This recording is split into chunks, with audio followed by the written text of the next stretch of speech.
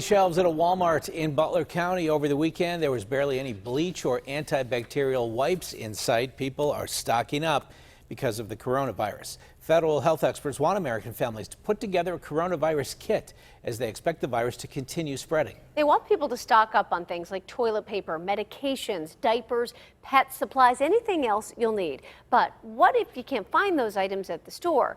John Shumway's live with some suggestions. John. Yeah, and we're talking about things that are going to try to keep you and your family healthy as these things happen. Now, in front of me, you see a wide variety of things that have been mentioned in stories like masks and gloves and hand sanitizer and soap. But of all this, what do you really need? Seeing people wearing masks has become an everyday sight in stories about COVID-19. But health officials are standing on their ear to tell us all. Healthy people should not be wearing masks. The general public has no need to wear a face mask at this time. However, if you are sick, then I think it's reasonable to wear a mask so that you don't infect other people. All the talk of coronavirus has customers coming into Edema Pharmacy looking for answers. Answers of how to protect themselves, how dangerous is it, should they be concerned? Lisa Barrow came over to check out the hand sanitizers. I'm not getting crazy with all this, but I just figured, you know, you're not always at a sink. I'm washing my hands like crazy, but I'm not available to a sink.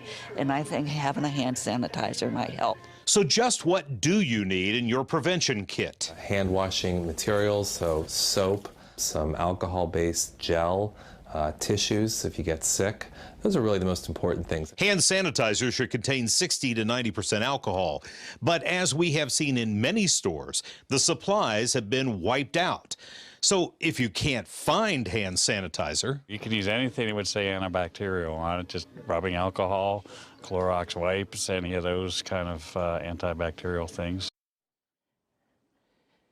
yeah, but unlike hand sanitizer, if you do wind up using something like rubbing alcohol or a Clorox wipe, it's really going to dry your hand out. So once you get it clean, you're probably going to want some hand cream to put on as well. And time again, the one thing I heard all day today was soap. That's the main thing you need to keep your hands clean. Now, coming up new at 6, first responders are the first ones who are going to get to sick patients, and protecting them is a real priority.